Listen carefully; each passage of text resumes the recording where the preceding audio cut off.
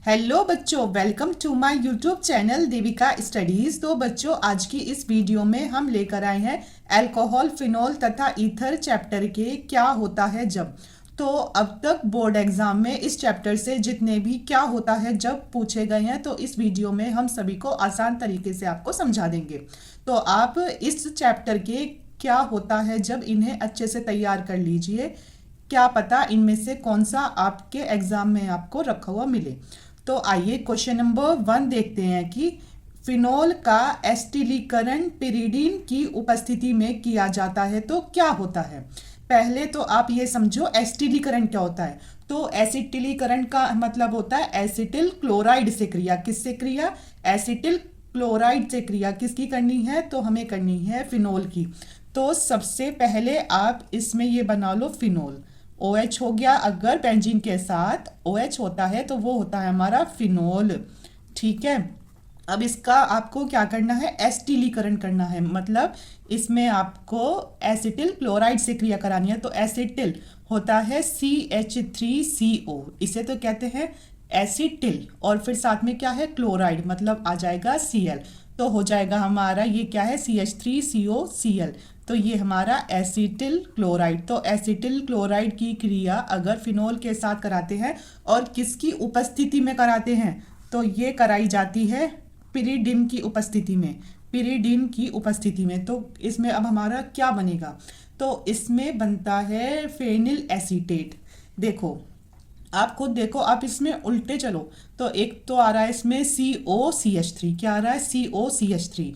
तो जो phenyl acetate होता है इसका तो O लेते हैं और साथ में COCH3 लेंगे। मतलब जो हमारी बेंजीन रिंग है इस पर एक तो इसका O आ जाएगा और साथ में CO और फिर COH3, COCH3। तो ये क्या बन गया? तो इसमें हमारा बनता है फेनिल एसीटेट। क्या बनाइए? तो ये बना हमारा फेनिल एसीटेट और प्लस इसका O चला गया, इसका COCH3 चला गया, तो HCl बचा। तो यह आ गया हमारा HCl। तो इस अभिक्रिया में जो भी मेन है तो वो क्या है? तो वो है हमारा फेनिल एसीटेट। तो एसिटिलीकरण करने का मतलब कि एसिटिल क्लोराइड से क्रिया कराओगे तो आ जाएगा COCH3 और O। ठीक है। अब हमारी दूसरी अभिक्रिया है कि डाई एथिल ईथर। अब डाई एथिल ईथर क्या होता है?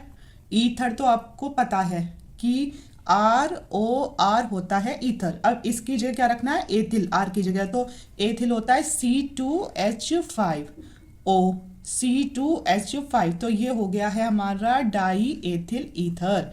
क्या है? तो ये हमारा die ethyl ether. Die ethyl ether को एसिटिल क्लोराइड, किसके साथ? एसिटिल क्लोराइड अभी बताया था, तो आ जाएगा CH3CO। तो हो गया एसिटिल और क्लोराइड हो गया हमारा Cl। तो इसकी क्रिया एसिटिल क्लोराइड के साथ कराएंगे। और हाँ, इनमें आपको नाम ज़रूर लिखने हैं जिससे एग्जामिनर को पता चले कि इसे ये भी आते हैं, कि मतलब इसके नाम क्या है, तो आपको अच्छे नंबर मिलेंगे। तो डाई एथिल ईथर को एसिटिल क्लोराइड के साथ निर्जल AlCl3 की उपस्थिति में, इसमें किसमें? तो ये है निर्जल AlCl3 की उपस्थिति में, मतलब कि एल्यूमिनियम क्लोराइड की उपस्थिति में क्या करते हैं? इसे हम गर्म करते हैं। तो हमारा इसमें क्या प्राप्त होता है? तो आप ये देखो कि इधर क्या है? CH3CO, एक O ये आ गया, तो वो तो हो गया हमारा एसीटेट, और साथ में क्या है? C2H5 है। ठीक है। तो आ जाएगा एथिल एसीटेट, CH3 और CO और एक O ये रहा COO, और एक आ गया इसका C2H5। क्या आ गया? तो ये बना है हमारा एथिल एसीटेट। क्या बन गया? Ethyl acetate. और साथ में क्या आएगा इसमें? इधर से ये चला गया, तो अब एक तो हमारा इसमें बचता है C2H5 और एक इसमें बचता है Cl। तो आ जाएगा एथिल क्लोराइड, C2H5Cl, मतलब एथिल क्लोराइड। तो इसमें दो चीज़ें बनती हैं हमारी। ठीक है। अब तीसरा है हमारा कि डाई एथिल ईथर। अभी देखा था डाई एथिल ईथर होता है C2H5O, C2H5। तो ये हो गया हमारा डाई एथिल ईथर। तो इसमें है कि डाई एथिल ईथर को फॉस्फोरस पेंटाक्लोराइड, मतलब कि फॉस्फोरस पेंटाक्लोराइड होता है PCl5। तो ये हो गया हमारा, इसके साथ अगर गर्म किया जाता है। आपको एक बात ये बता दूं कि अगर PCl5 की क्रिया किसी से भी करा रहे हो तो आपका POCl3 जरूर आता ही आता है। क्या आता है उसमें? POCl3। तो अब देखते हैं हम इसमें क्या है, C2H5 और क्या है Cl, C2H5 और है Cl। ठीक है, तो ये बचता है O। तो C2H5 कितने हैं? 2 कर दो, यहाँ 2 C2H5 आ गए, क्योंकि हमें यहाँ लिखना है POCl3 तो लिखना ही लिखना है। तो जब देखो ये O आ गया, यहाँ Cl 3 आ गए, यहाँ 3 आ गए, यहाँ तो कितने बच्चे? 2, तो 2 Cl ये आ गए। अब O भी चला गया, ये 3 Cl भी चले गए। अब ये 2 आने हैं, तो ये तो इसके आगे 2 लगा देते हैं। ठीक है, अगर ऐसे हो जाए तो ये POCl3 भी आ जाता है हमारा। तो आ गया हमारा एथिल क्लोराइड। क्या बना? तो इसमें बना है हमारा एथिल क्लोराइड। और जो ये POCl3 है इसे कहते हैं phosphorus oxy chloride, phosphorus oxy chloride. अब चौथी है हमारी कि ईथर को लाल फास्फोरस तथा HI के साथ अभिक्रिया होती है। अगर मतलब ईथर की क्रिया किसके साथ करानी है? लाल फास्फोरस और HI के साथ कराएंगे तो ईथर हम तो क्या हो जाएगा? तो ईथर का एथेन में अपचयन हो जाता है। तो आप लिखोगे यहाँ, तो ईथर का एथेन में अपचयन हो जाता है। ईथर का एथेन में अपचयन हो जाता है। तो कैसे होगा? ईथर ले लो C2H5O, C2H5 ये आ गया ईथर। इसकी HI के साथ क्रिया करानी है और क्या? लाल फास्फोरस की उपस्थिति में करानी है।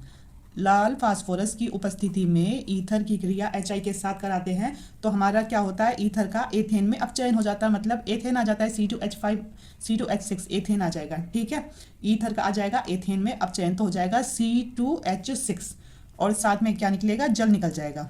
अब C2 है, H6 हैं और यहाँ C4 हैं, तो यहाँ 2 लगा दो, तो कितने हो गए? C तो हो गए 4। ठीक है, अब H कितने? 10 ये रहे और 11वां ये रहा, तो ये कितने हो गए? 6 दूनी 12। ठीक है, ये हो गए 12 हो गए। इधर तो हो गए हैं 12 और 13 14 H है यहाँ, और यहाँ कितने H है? यहाँ 5 5 10 और 1 11। इसका मतलब अगर इसका दुगना कर दें तो कितने हो गए? 5 और 5 10 11 12 हो गए। ठीक है, और ये याद रखना कि जब अपचयन होता है तो इसका मतलब H2O निकल जाता है। क्या निकल जाता है? H2O निकल जाता है। और ये क्रिया होती है 423 केल्विन ताप पर। किस पर होती है? 423 केल्विन ताप पर। तो ये क्रिया इंपॉर्टेंट है कि जब ईथर को लाल फास्फोरस तथा HI के साथ अभिक्रिया होती है तो क्या होता है? तो ईथर का एथेन में अपचयन हो जाता है। और अपचयन होने का मतलब H2O निकल जाएगा और ईथर वो इसमें एथेन आ जाएगा। ठीक है, तो ये हमारा इसमें क्या प्राप्त हुआ? इसमें प्राप्त हुआ हमारा एथेन। अब हमारा क्वेश्चन नंबर 5, तो इसमें है कि एथिल आयोडाइड को सोडियम एथोक्साइड के साथ गर्म करते हैं तो क्या होता है? एथिल आयोडाइड होता है C2H5I, तो ये हो गया एथिल आयोडाइड। इसको किसके साथ गर्म करना है? Sodium ethoxide. तो एथोक्साइड होता है C2H5O। एथोक्साइड, ऑक्साइड का मतलब O भी आना है और एथ का मतलब एथेन में है ना, एथिल में ऑक्साइड भी आना है, तो आ जाएगा C2H5O। और जो सोडियम है वो होता है Na, तो ये हो गया C2H5ONa। तो ये होता है हमारा सोडियम एथोक्साइड। सोडियम एथोक्साइड को किसके साथ कर रहे हैं? तो हम एथिल आयोडाइड के साथ गर्म कर रहे हैं। एथिल आयोडाइड के साथ गर्म करते हैं। तो जब इसे इसके साथ हीट किया तो हमारा क्या क्या बनेगा इसमें? तो सबसे पहले इसमें आपको दिख रहा है C2H5O, तो ईथर बन जाएगा C2H5O और C2H5, तो ये आ गया हमारा ईथर। और फिर क्या बचता है? I बच रहा है इसमें और Na, तो आ जाएगा सोडियम आयोडाइड NaI। ठीक है, अब हमारी 6 है कि फिनॉल को ठंडे व तनु HNO3 के साथ गर्म करते हैं तो क्या होता है? तो सबसे पहले आप इसमें ले लो फिनॉल। क्या आएगा? इसमें आ गया फिनॉल, मतलब कि इसके साथ OH बेंजीन के साथ। और इसको किसके साथ करना है? ठंडे व तनु HNO3, मतलब नाइट्रिक अम्ल। ये क्या है? तो ये है नाइट्रिक अम्ल। और ये क्या है? ये हमारा है फिनॉल। फिनॉल को नाइट्रिक अम्ल के साथ अगर क्रिया कराई जाती है और किसकी उपस्थिति में कराएंगे? सांद्र H2SO4 की उपस्थिति में। सांद्र H2SO4 की उपस्थिति में कराएंगे तो हमारा क्या प्राप्त होगा? तो हमारा इसमें प्राप्त होगा फिनॉल, तो ऐसे ही रहेगा। ठीक है, और ये जो NO3 है इसका NO2 इसकी आर्थो पोजीशन पर आ जाएगा, NO2 इसकी आर्थो पोजीशन पर आ जाएगा। और एक और हो जाएगा साथ में कि फिनोल आ जाएगा, यहाँ फिनोल बनेगा और NO2 अब इसकी पैरा पोजीशन पर आ जाएगा NO2।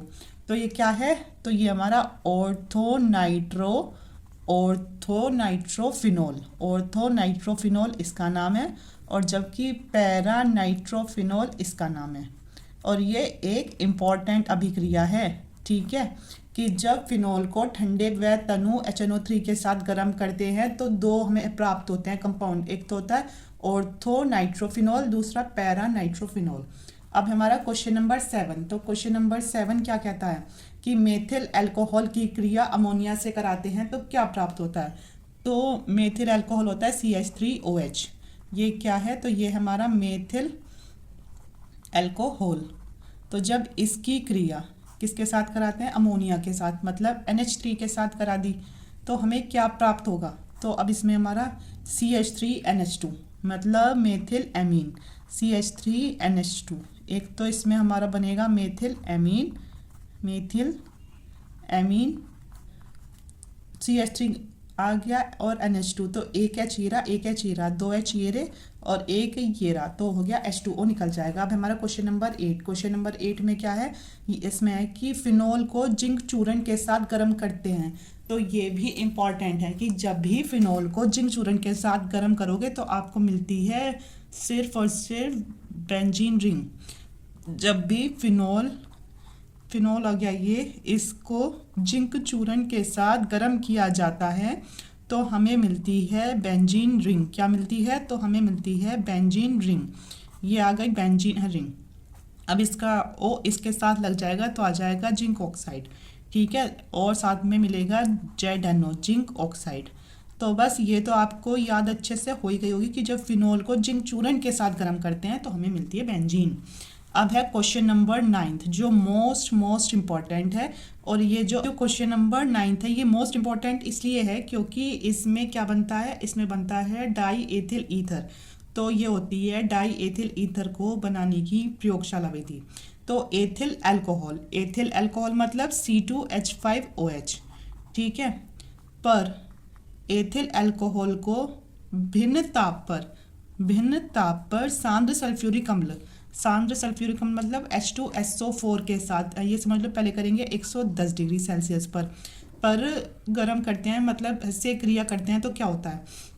तो जब एथिल अल्कोहल को H2SO4 के साथ 110 डिग्री सेल्सियस पर गर्म किया जाता है तो हमारा बनता है C2H5HSO4 मिलेगा। पहले तो C2H5HSO4, तो ये हमारा एथिल हाइड्रोजन